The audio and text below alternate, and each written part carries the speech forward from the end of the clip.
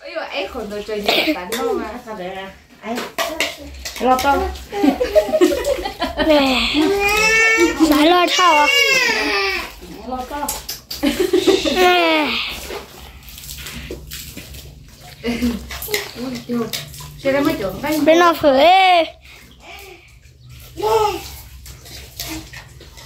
lo to ấy còn làm được chơi nữa cho ai không cũng chưa cho ai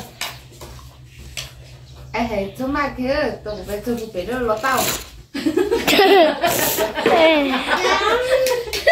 à tôi bảo ra tí tôi cũng phải chó ba lá của tay á áo bò nữa nhé cho bộ à ê ê cho hơi chụp bộ ít tay ấy rồi là liền để lấy thêm mấy chén nữa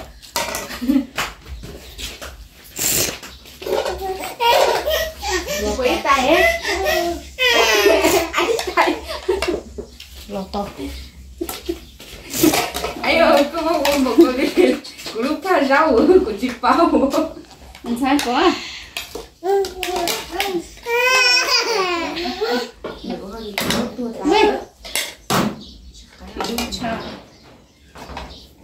cho yêu không nhiều có cho mẹ ấy thế nó vừa tại xưa bây giờ chỗ cả hơn mẹ chúa rồi cái gì sao làm chú chuối anh nên phải cho yêu không mẹ ấy của cho không mẹ ấy của hồi chú chỗ này cơ này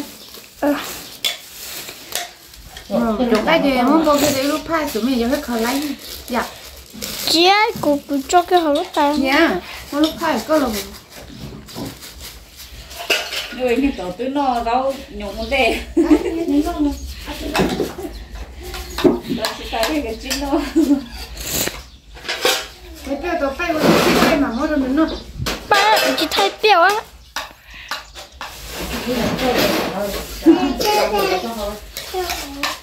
à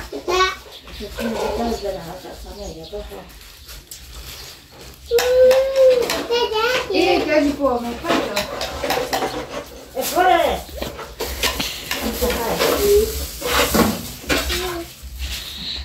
nè nó hết rồi không chỉ bé con nó rồi đó ở từng tập bé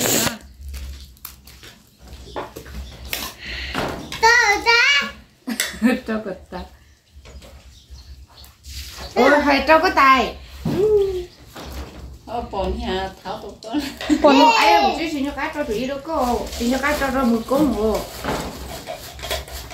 cho con tóc trái áo nó ha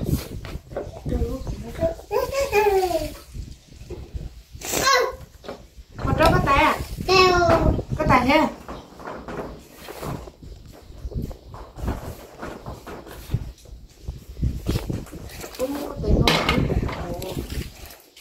bọn bố thì mình rút ra luôn đi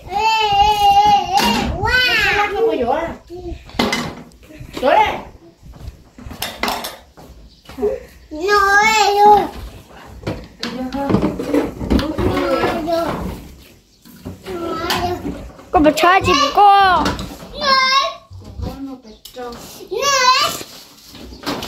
nó tìm gì á bố thử con nào cứ đi mà anh chạy tại cho nó đấy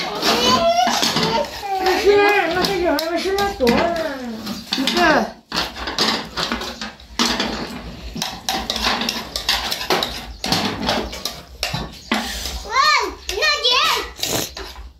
nó tao ơi nó một cây đó cái nó buổi chiều bé trống gì bé ô lúc chuồng cậu đi cho nó còn nó một chỗ cả liền đó nó cái nó nơi tay nữa hả nó ngồi chuyện ra phải mua tài tay nó vào tí rau giò cái tay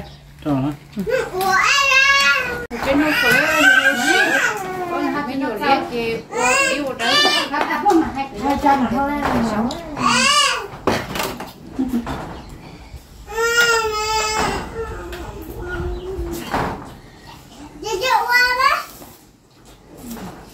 Cha nó cả hết rồi. Thiếu.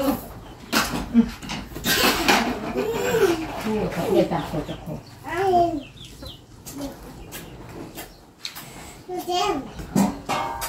Thì ăn thôi nó một tuần chưa? Kêu có thể là chúng tôi chẳng lên tao.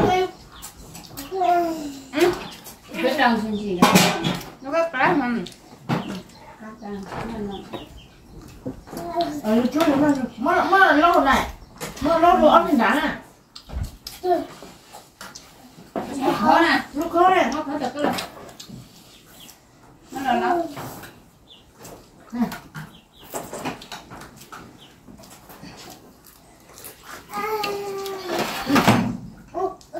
Đó tôi thấy chú không có thuốc tại sao à?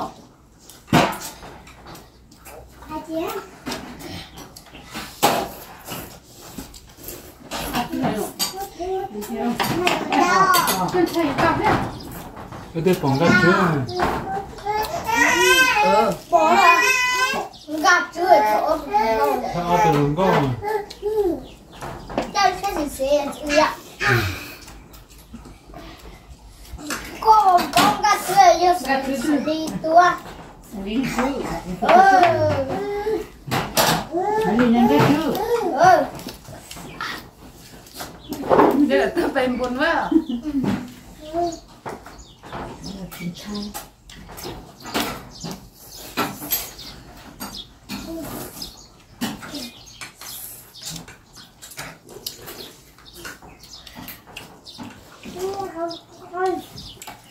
Ôi dồi ôi, chỉ nó làm chê ta hết rồi. Phải dây á.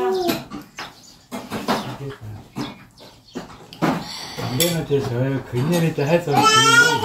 Ai ấy vui chào.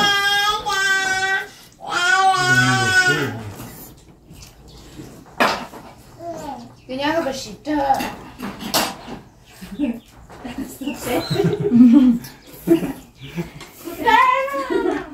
Yêu tay, yêu sụp thế.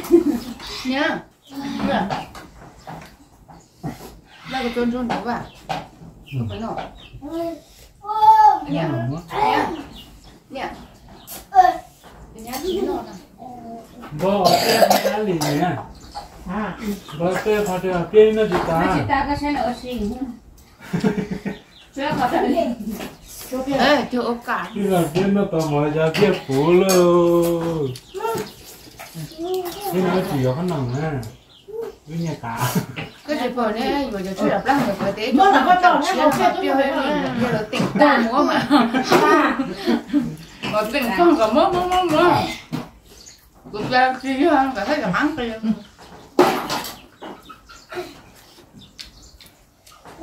我只是当爬了一位，就一个小。 Thế là chỗ đó là có ai gì nè. hai chỗ rau Cảm xinh quá Nó nghe tốt. nhìn nó chỗ rau là ai gì Nó là nghe hết chị. Hết chị xinh. Không. Được chưa? Nó cái bùa cái nhau luôn. chứ không có rửa cái bùa Nó cái nhau ra. cái bùa Cái nòng. Cái bùa hết rồi.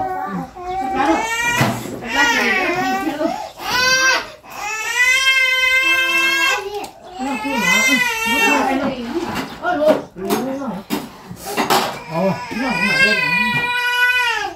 chị nhớ bút xong áo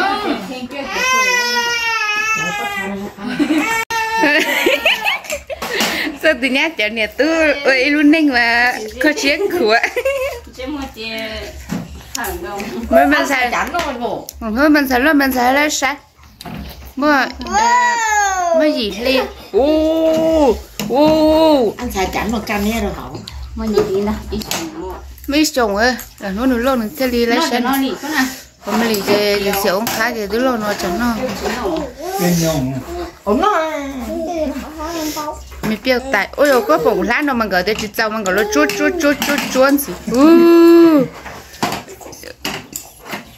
No. No. Hai cha. Mình thấy no. Lô tali bộ. So ấy chỗ. Nó ta không bùa sờ. Liền cây sờ phở.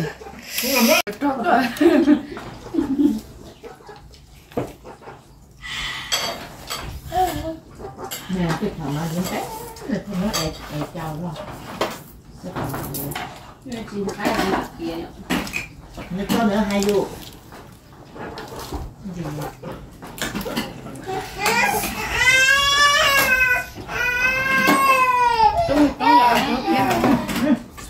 Chụp lên nó trâu.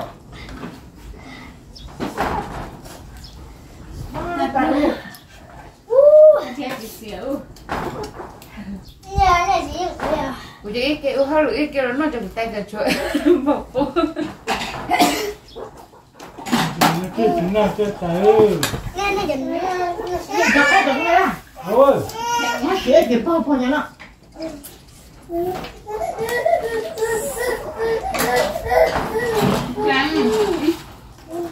Cái nó biết cả. Nó hiểu ta. Nó biết khó lên nó.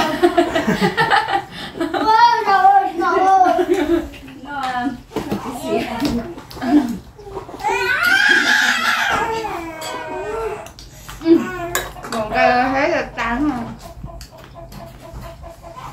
Các bạn nó tả nó chả ôm em ấy. Dài dài.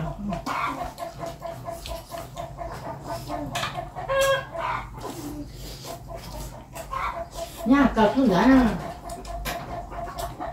Nó cẩn ngon. Thì nhá có chuyện lấy cầu liu không? Cha Đâu ơi. đi chứ. Ai khát không ngon á. Không đi mà. Nó chơi chữ bùa. Mất thèm không không? Thôi đi Nó chơi chữ mà. bùa. Tôi đi đâu mẹ. Con Ôi, nữa. mà tôi chỉ hú nó bắt đầu của chen. Hú cứ chị trai. Con nó Có về ai nó nữa. sẽ ăn. Có về Nó ai. sẽ nó ở xuống hả? Nó tao lai à. Không phải rồi, tôi Nó chỉ chỉ cắn nó. Phải có đến được. Nó còn nó chẳng có cua chứ nó chẳng nó. Nó tay chị ta đấy.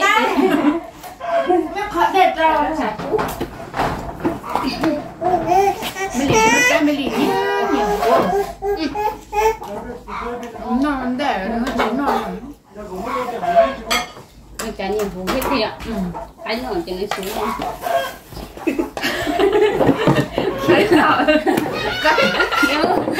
Anh nói lên tiếng nói. Cái tao nói à. Anh phải ra pro đơn đứng này. Bởi vì cái không phải là mọi người cả. Anh ra pro đơn đứng chỉ biết cái chữ hú.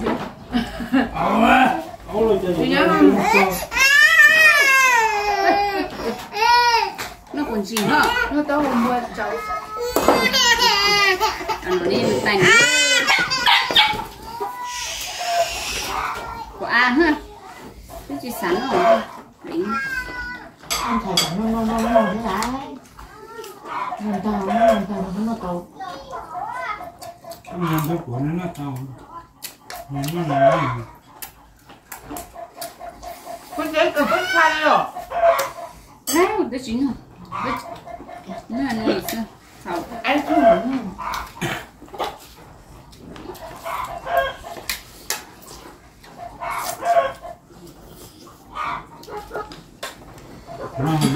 Lý nó của tôi cỡ. nó chip hả? Mẹ cho của nó gì á? Cột hả nó đông tu. Em có dùng hắn của ha. Cột ha. Nó hái hả ra. Con rồi. Sứ hồng bóng hồng bơ hồng cơm căm. Các cái lạp con căm xích thanh nó kìa. Nó cho cháu chút ha. Thì nói là con nó của con rốt sao mà. Cái sai luôn, không sai bóng nào. Sao? Cái thân đau gì rồi? Em nó cắt trống. Cái hai. Nó phải cái hỏi không quan trọng.